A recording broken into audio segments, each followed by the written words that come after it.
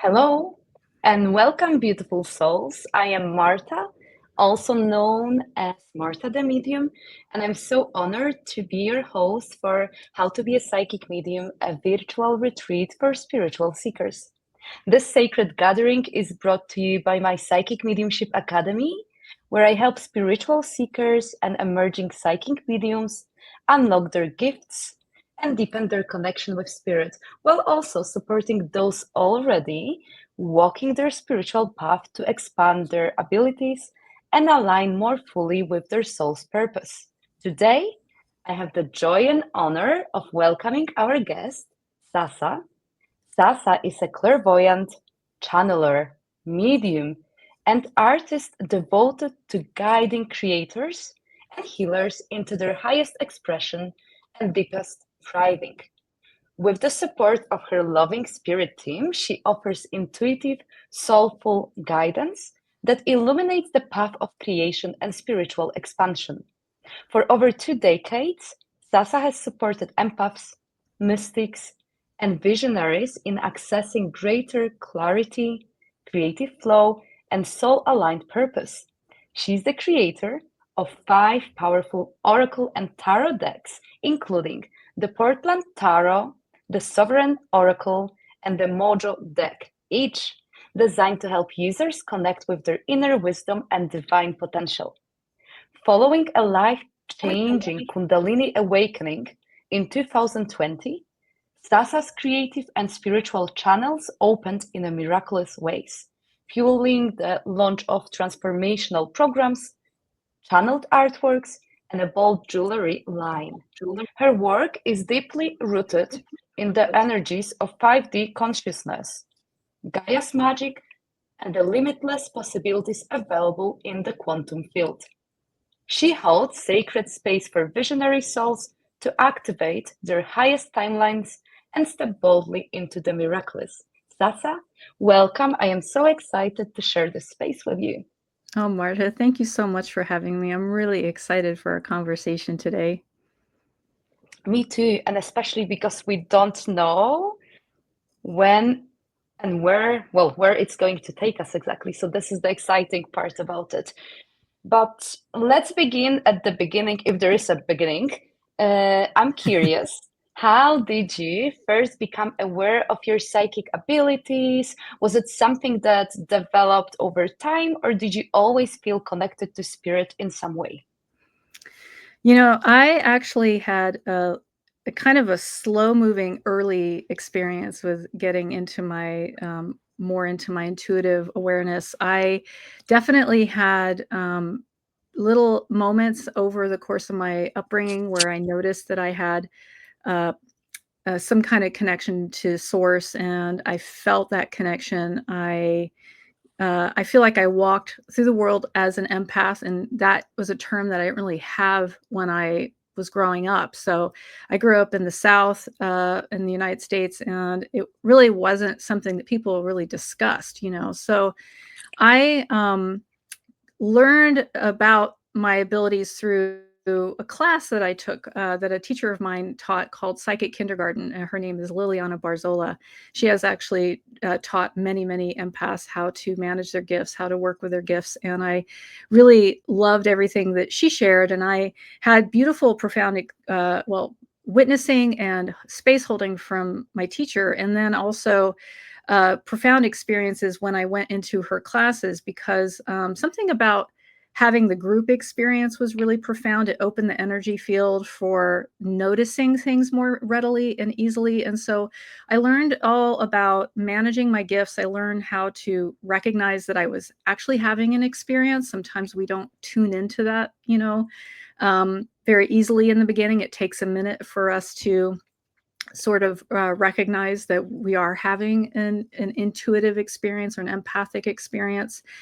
And I started connecting to Gaia's energy actually in her classes because she would teach us how to ground. And I started noticing energy more and understanding how that connection with Gaia was very like opening up the chakras to more and more of this empathic awareness. So that was when I started getting language for all of this. And I studied with her for about 16 years, I think. And, you know, just being a part of her world and learning from her through all kinds of experiences. And, you know, I really started amplifying my abilities when I started playing with the tarot. And that I was so obsessed about it. It was really funny. I just started getting really all this energy come in about learning the tarot. And I learned in about 6 months how to read tarot. And I found out actually inadvertently that when I explained it to my grandmother, she was like, "Oh, I used to do tarot all the time with a deck of playing cards." So, you know, apparently it runs in the family. But I was playing with tarot at an event that my teacher was hosting, and we were all just kind of hanging out, and I invited people to do readings with me for fun, you know, just to Mhm. try it out and see if I could get it right, you know, if it Yes. landed for people. And it was interesting because she was watching me while I was reading for people. It was a really casual experience, and we were all just kind of playing and hanging out. And so she said in the middle of a reading that I was doing, she said, "You are actually getting it right, and you just let yourself say what's coming through, and don't worry if you got it or not because you're getting it. Like I can read what you're reading and it's right." So I had that witnessing, and that was really profound for me because at that point I started knowing that I could trust myself as a receiver of information, which you might call a channel for information. Mhm. And that was really profound, and that shifted me into knowing that I had psychic awareness and that I was really probably actually better at than I thought. And it took me another couple of years of studying tarot to really get grounded in that as a tool. And it really developed my intuition strongly because I started seeing the relationship between what I read and what was happening and how my life was developing because of the readings I was doing. So that was really a profound shift. And then, and as I mentioned in the opening, I had a Kundalini awakening, and then at that point, everything just went off the charts. It was such a different experience. I would hear my higher self, I'd hear guides talk to me, but it's funny when I hit my Kundalini awakening in 2020, it it's like I started having visions all the time. I started actually really, I could actually hear my primary guide, David Bowie, actually, and Gaia. But David, I would hear him actually talking in my ear. I could hear his voice. I could see his image. I could feel his energy. And he started guiding me around that time. So that was kind of the beginning of my experience into the next level of my gifts. So that's why I wanted to talk about that call from spirit, because that's kind of what happened for me. I had a literal call from spirit to step in even deeper into my empathic gifts. I love it. Could you talk a little bit more about your Kundalini awakening? Did you know what was happening at that time, or did it take a while to integrate? And then, what advice would you give to someone currently going through a spiritual awakening? Well, I did have a sense early that I was having an awakening. It was so profound and dramatic. I felt just high frequency energy running through my body, a lot of love, profound love for everything. Nature started responding in new ways to me. And I started actually witnessing miracles in nature. Like I would go on these walks and watch nature just unfold the most brilliant display before my eyes. Like I could watch moss growing up a tree, or some trees, like miraculously, while I was watching, had all these splatter spots of white appear on the trunk of the tree, on the bark of the tree. You know, it wasn't there before. And as I watched, it just like blossomed in front of my eyes, these spatter paint patterns of something, I don't know, like some kind of growth on the bark. But it was just this beautiful, like someone had taken a paintbrush and like spattered paint all over them. I had a tree. I asked it to grow a leaf and grow in my hand. It had these fronds that expanded in my hand. I actually got video of it. And flowers would get brighter. There was this field that I would look at the field at the park and there were no flowers. I'd turn away, turn back. It was just covered in yellow flowers. So, that was one call from Gaia, trying to show me the miraculous, which I always jokingly call a mic check from the universe, like, why are these things happening? People want to know. And it's actually Gaia just trying to say, hey, are you ready for new awareness? Are you ready for magic to happen? And more of that has happened over the years. So what happened for me is I literally got a message from my ancestors to step into a new awareness. And this was actually kind of prefaced by an event where my teacher brought out a La Copa table, La Copa board, and we were inquiring with our ancestors messages to us, to guide us. And I got a message from my mother that said, what did she say? Feel good. Feel good was like the point of everything. Feeling good was it. Mm-hmm. My grandmother said, you are powerful. And one of my Mm-hmm. guides said, call yourself. And for some reason it just rang so true to me. And I didn't even think about it, but that was a moment I called myself. And so I really get into this idea of how profound it is that we can literally call ourselves fully here. And once we're fully here, these kind of gifts are actually natural to who we are. We are all on some level psychic or empathic or intuitive, and we can actually decide to step into more of this gift that we are presented with in the 5D and up. So, my advice to people who are ready for a deeper level of awakening and this, expanded consciousness and awareness of the world as it really works, is how my guys want to put it. We in the 5D and up, we absolutely can decide. It really does come down to making a choice that you're ready for it. And I get that sometimes people are nervous about being ready for these gifts. They don't know what they're inviting in. And you can create a safe space around yourself when you do it. It doesn't have to be traumatic. And everyone's journey is different. Sometimes people do have really dark Kundalini experiences for a little while before they heal, and it comes into this new frequency where they get more of their gifts coming through. I had an experience like that. It started very joyfully, and then I had some really challenging circumstances come into the picture that I ended up working through for the next 5 years. And I finally got to the point where I could step out in the world and use my gifts all the time, because I had done all the healing work I needed to do through that awakening experience. Mm-hmm.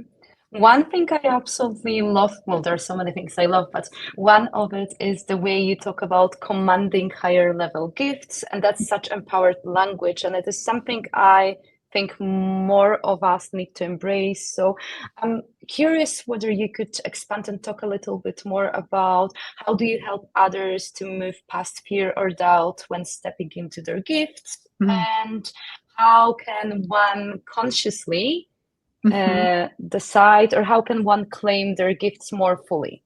That's a beautiful question. Thank you so much. Yeah, actually, you know what I always tell people when they are stepping more into their gifts, that they have the opportunity to decide that they're only going to invite information that's and aligned information that's in their highest good to hear.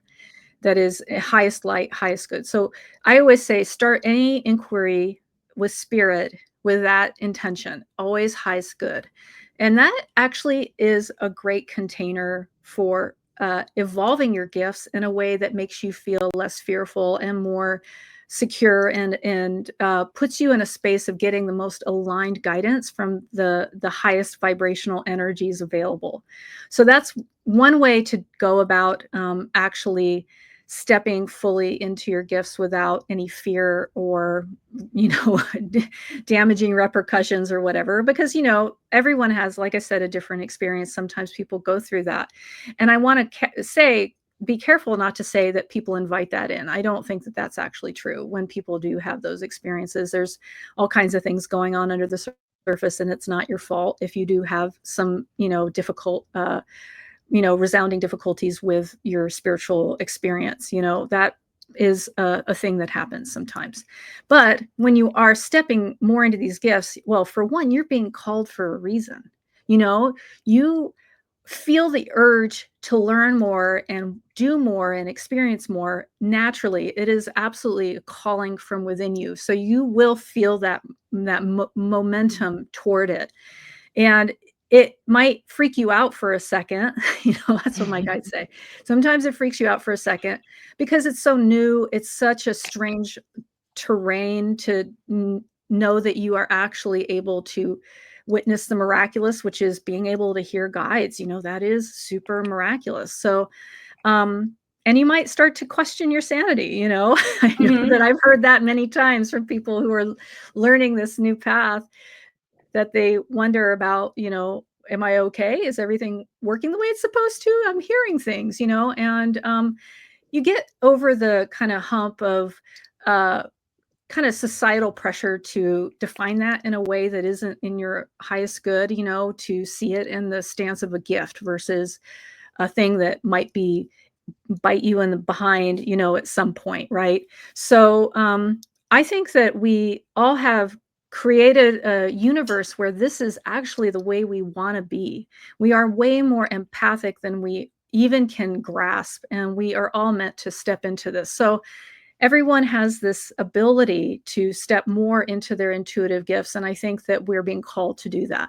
So how do you do it? With grace, you invite spirit to make it as flowing and sweet and kind as it possibly can be. And that's what I would say as an activation, if I were to hold that for everyone who's watching and ready to step into more, that you are going to bring in the highest vibrational standpoint of this journey that have access to. What you have access to that.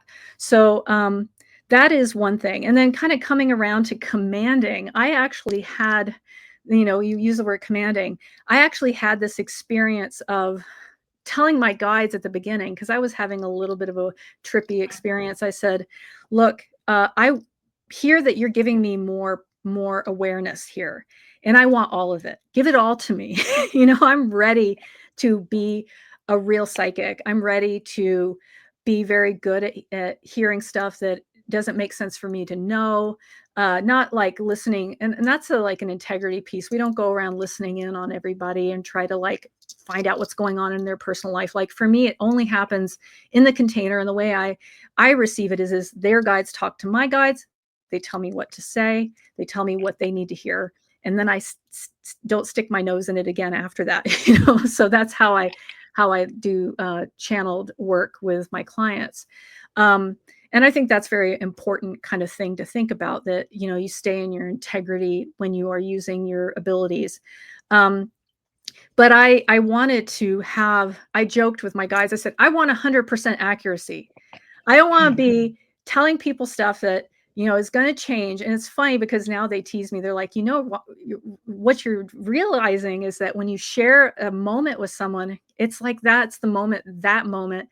And then they evolve into the next thing from the conversation you're having. So you don't actually get to see everything in perfect, like that perfect future fortune telling kind of side of it, which I want to advise everyone not to go down the fortune telling side of it. It's actually about insight and growth and expansion. So really that's the goal of stepping into our powerful gifts. But I did actually command a high level of this gift, and it's funny, I did start getting more and more and more over time. So it's constantly evolving. I've asked to invite healing energies and healing frequencies into my work, and they have brought that into my work and activations, and not just dialogue, but more than that. So I've been really amazed by how it has unfolded just from me saying, I ask for this. In fact, I didn't ask, I commanded it.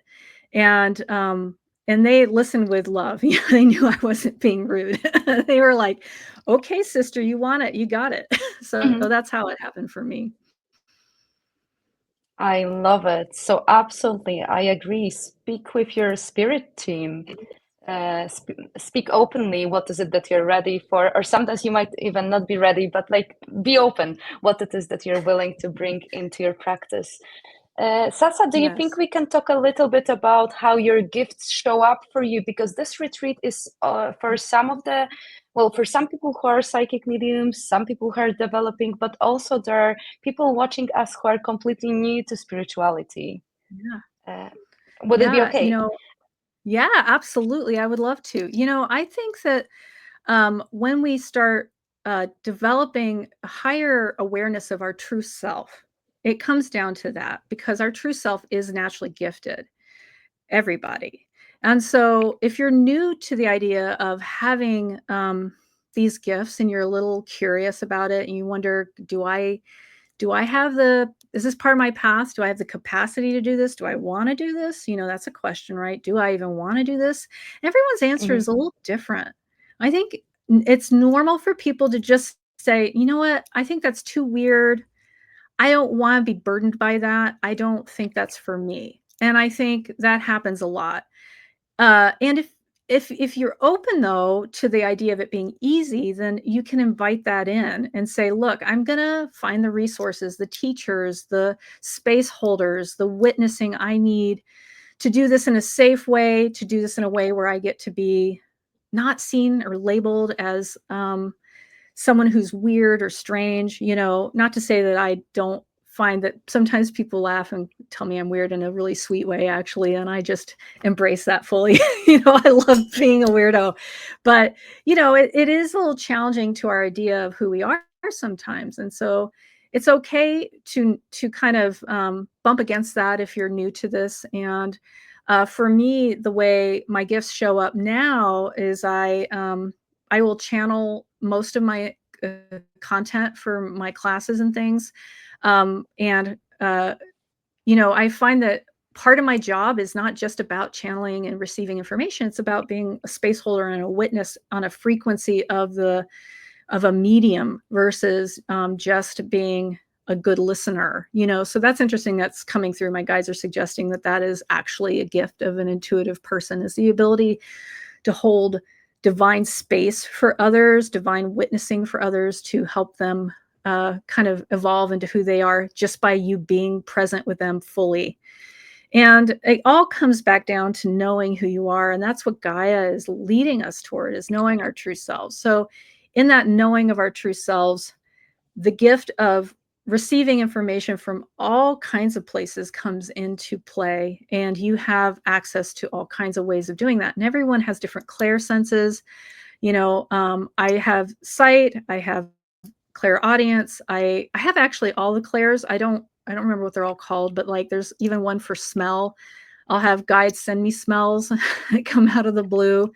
um, Smells in my house change like that, and it's very funny that I'll just walk out of the room and walk back in and it'll smell very different. So it's really interesting how our gifts are lined up for us to express more of our true self. So it's a kind of a journey of self-expansion. It's not just about being more psychic or more of a medium or more of an empath.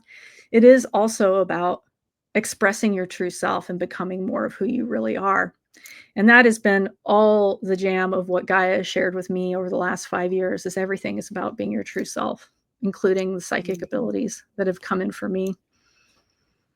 That's beautiful. I've got one more question. I want to come back to the basics. Nothing is basic here, but I think it would be beautiful if you could maybe share, how do you distinguish between your own thoughts and what's coming from spirit?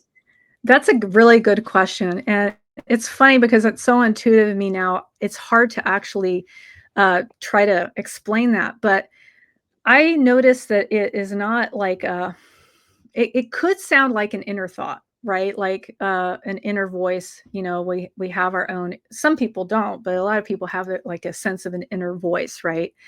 And it might sound a little different, a little bit, have a different energy to it.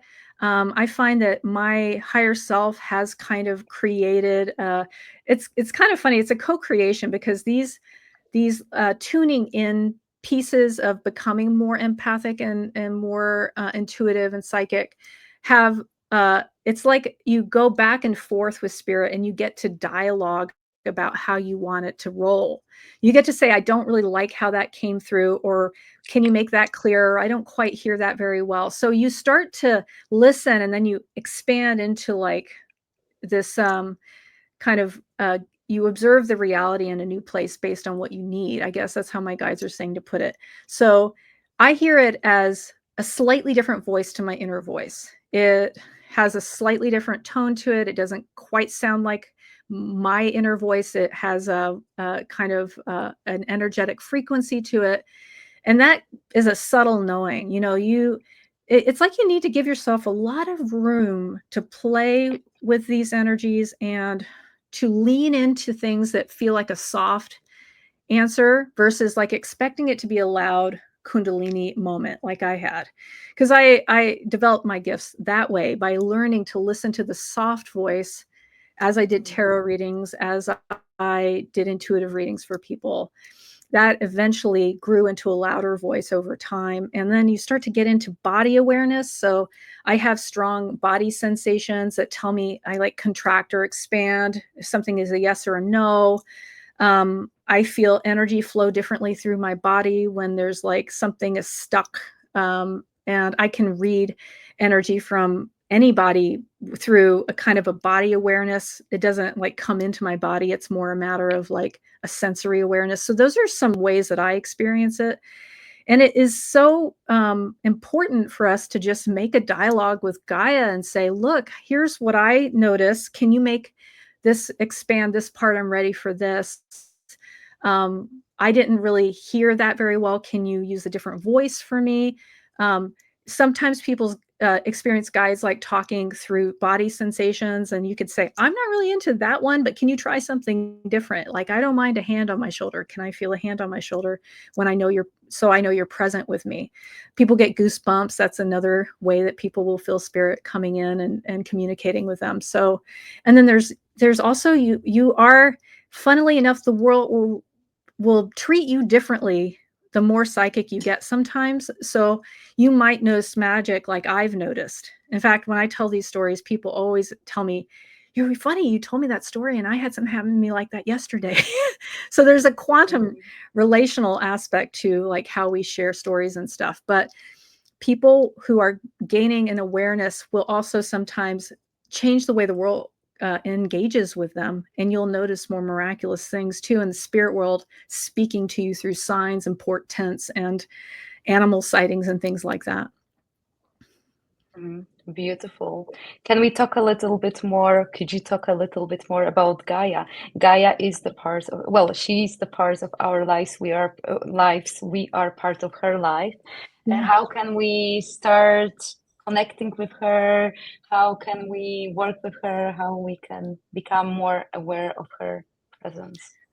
Oh gosh, that is like the core underpinning of all the work that I do, is working in relationship with Gaia. And here's the deal: we are all manifesting together the world that we want to make. So, this is a profound addition to this conversation, because everyone who wants to experience a new dynamic on the planet, which includes this co creative, beautiful step into synchronicity and flow, that is like big part of where we are heading as a planet ultimately in the long run.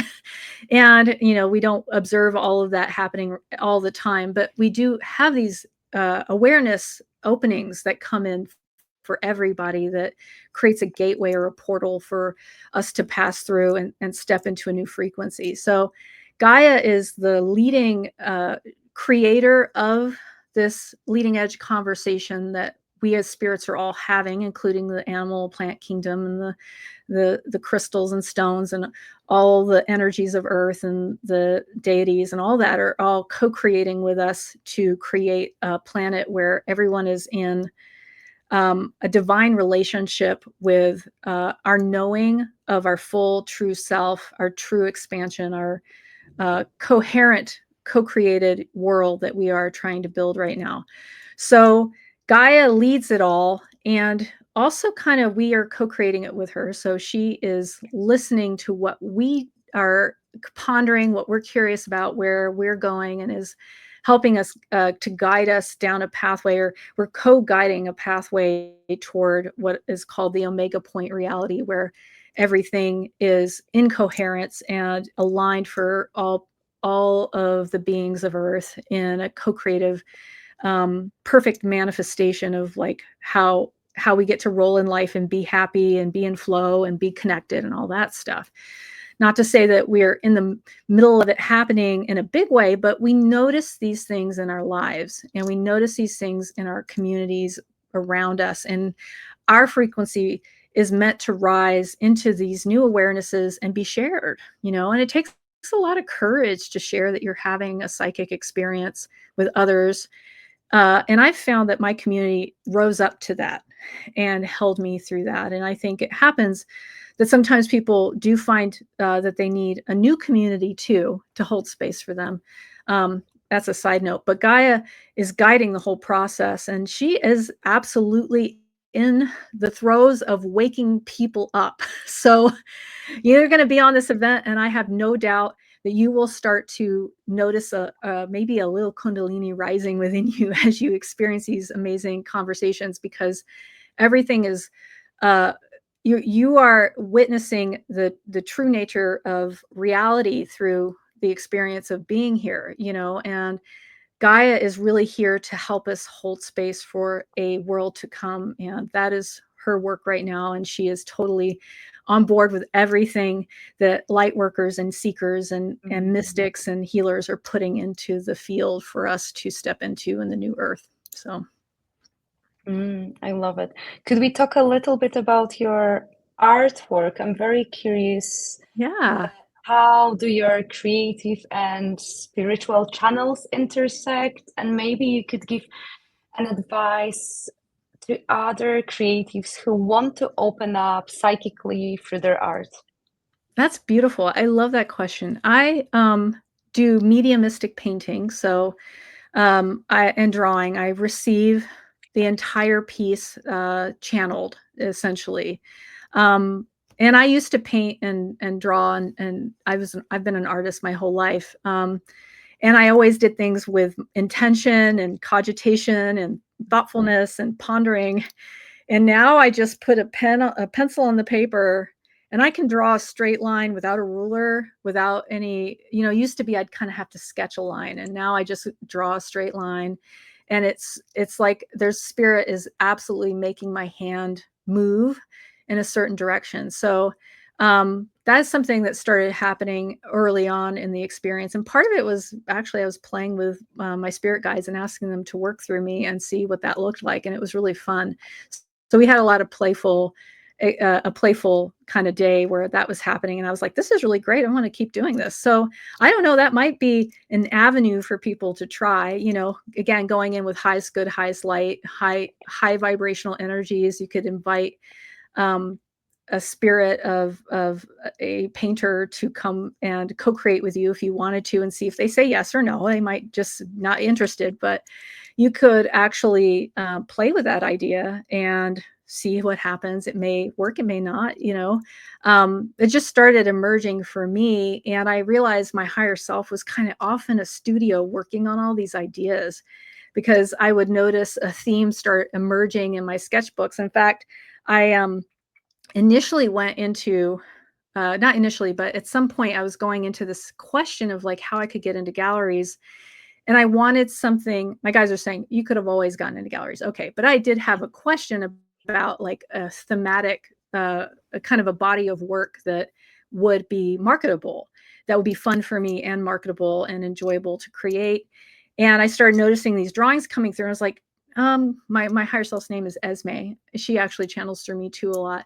I said, Esme, is this what you're working on for my gallery pieces? And she was like, yes. And I said, what do you think about gouache for the painting medium? And she was like, that's perfect. That's exactly aligned. And so I started making these really funky paintings you can see on my website at sasa.art. It's they're kind of like I call them monsters. They're funny. They have like rolling, they have big eye, all these eyes and tongues rolling out of these funny mouths of these creatures that I've made. And it's all like super bright colors. I call it bubblegum art because it's so brightly colored and playful. Um, and it was really fun to go down a path of exploring mediums and playing with this direction of creating work through the channeled artwork over time. And it's really profound to see like a final result, and it looked like it was always intended to be that way. It doesn't look chaotic. It actually comes out really cohesive and like there really was a plan all along. And I have an art background, an art degree, so sometimes when I'm painting, I'm like, I actually want to do a certain kind of color theme, and I'll think about it myself. And then um, my guides will like make suggestions as I go, and I'll be like, how about the blue? And they'll go, how about the green instead? So I actually get that kind of input too. But I also started a jewelry line because these are not mine, just for the record. I didn't make these, but I do like big, chunky, colorful earrings. And so I started a jewelry line because I had a pair of earrings that I really liked. And I said, I want to make something of my own that's kind of in the spirit. And so I said, why not? Like I can do that. So I started making polymer clay jewelry, and I haven't gotten that out yet. It's going to take me a while to develop all of the product and everything, but I am going to be selling that in a year or so. So that's been a really fun exploration. And I think the key here is play. That's another precept of Gaia is play. Like just go play, go make. We are meant to make. Making is part of our natural drive, and it's really fun to like invite spirit into the journey with you. Mhm. Beautiful. And I love working with my spirit guides. They're behind me being online. And by listening to you, well, I know you have a beautiful relationship with your spirit guides. And this is how it should be. We should have so much fun when communicating with them. Uh, I do you agree. think we can touch on spirit guides a little bit? Yeah, I would Can love you to. yeah, anything that comes to your mind in terms of like how did those relationships with your spirit guides develop, and perhaps how can others start to build their own connection to their guides? Well, I have a strong relationship with my higher self, Esme, and Gaia, and David specifically. David and I actually have a really playful relationship, and he always gives me nudges to try things and gives me inspiration to move in new directions. And I think that guides are really great for inspiring us to try out new avenues and exploration of our true self. So they're here to like give us advice about how to move forward, and they're also here to co-create with us, so they're not just here to tell us what to do. I just like saying that because sometimes we want to give it up to spirit all the time, and actually you have a lot of power. So you can embrace that power with your guides, and they're here to be, they all have different roles. You might have a guide that is there to be there for your entire life journey and support you through all kinds of change and expansion. And you might have particular guys that come in who have a kind of current moment job to do with you. And they're just there to help you align with where you're going next. So, and that can come from anywhere, angels and healing masters and ascended masters. I feel like I could go on and on and on. Deities, earth energies, animals, ancestors, that sort of thing, and many others. So we are here to dance with any co-creative energy that wants to be a part of our life that we want in our lives. So that can be a human being that is a great source of inspiration for you, and that can be a spirit guide who is at your side all the time or at your side for a period of time in your life. And I guarantee you, you have probably many guides. Everybody has guides. And the more we play with them, I think the more fun life gets. I actually think I have the most fun because my guides tease me, they make me laugh, they say funny things to Mhm. me. They give me like a lot of encouragement and reinforcement and make me feel like really good about myself. So hey, if you want to develop a relationship with a guide that is just there to say "atta girl," or, you know, to give you encouragement and to pat you on the back and say, "You did a great job there. Don't worry about stress about how you came across. You actually did great." You know, like those little bits of encouragement really add a lot to our lives and help us stay out of our heads sometimes and navigate life with more flow and grace. And I think that they're great for telling us not just what we need to hear, but like how much they love us, you know, and that is really powerful gift that they give us is unconditional love and support. And that is really one of my I think, true reasons for manifesting these relationships with my guides is because they knew I needed a lot of love and support and encouragement when they came, because I was really struggling in my life right before my awakening. It was like things weren't clicking anymore, and I didn't feel like I was creatively invigorated, and I didn't know what I was doing with myself. And I would have this thing where I would lay down on the ground because I was so strained by everything and trapped in a way. I'd lay on the ground and put my forehead on the earth, and I'd say, "I surrender everything to Gaia." And I really don't know where that impulse came from, but it was just so healing. It felt so amazing. And of course, that's when I started waking up, is after I made that act of surrender. And then my guides showed up, and a few people from the other side actually came to play with me. David was one of them. Alan Rickman is another. They came to give me insight and support. Oh, and Prince also came. That was really interesting. They all came because I was a creative person. They said, "We're here to support you in finding your way to be a creative person in full.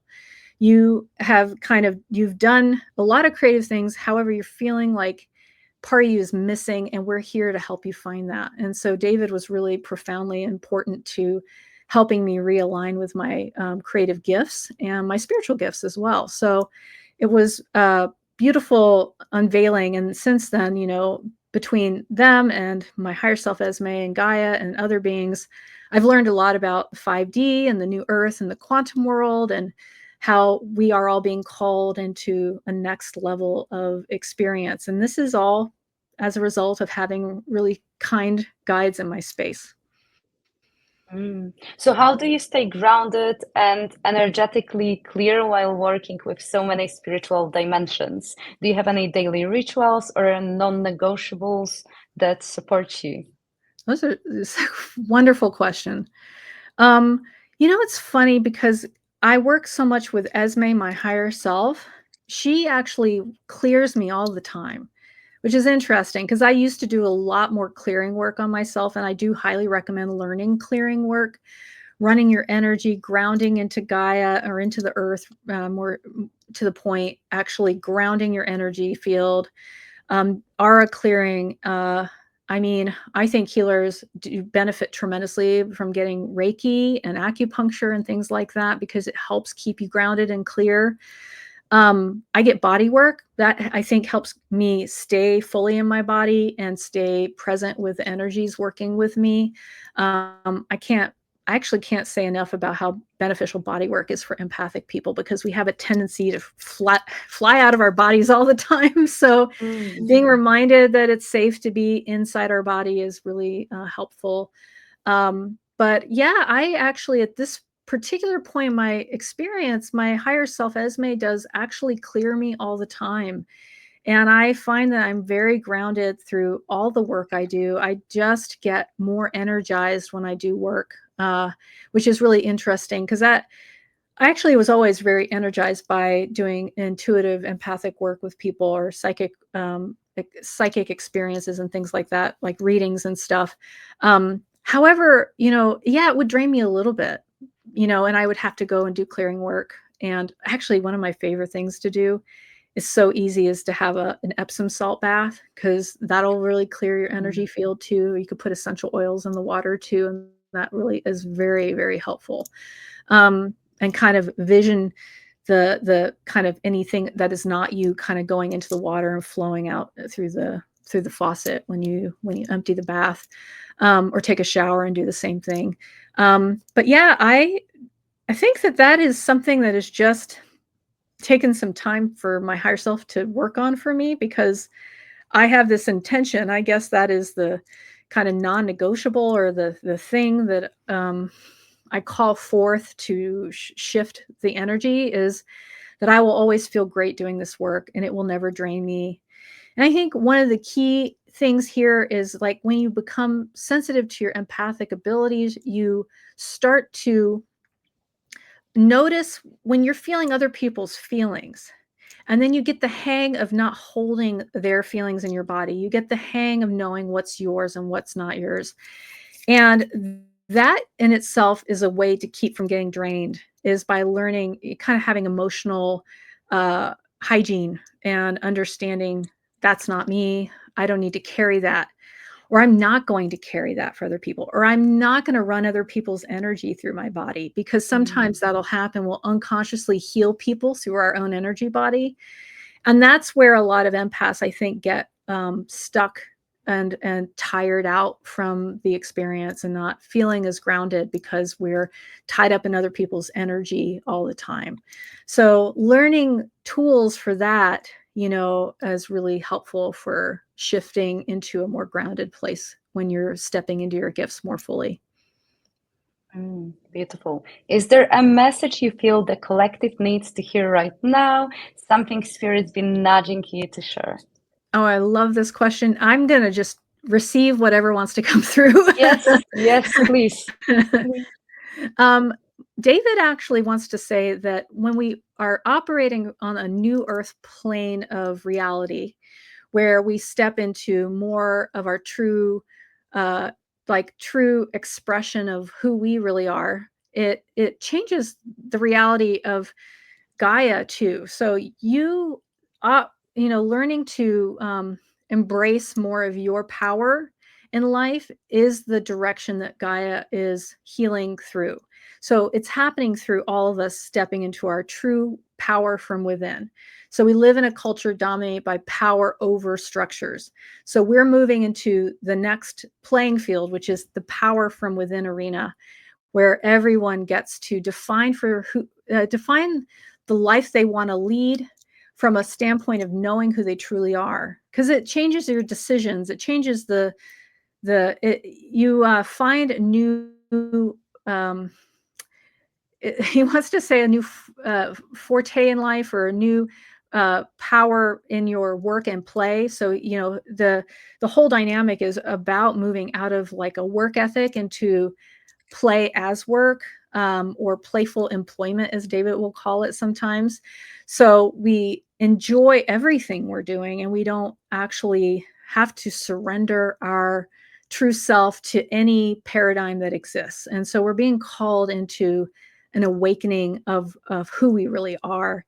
And I know it's David, so it's an activation. If you are stepping into knowing your true self, it's going to start shifting something in your life. You're gonna, I'm willing to bet, I can't say that with 100% accuracy, but you will probably notice something, because this energy that's coming through from Gaia is really, it's really grounded energy. And it's also very expansive at the same time. So it's activating, and it will bring you into a new reality.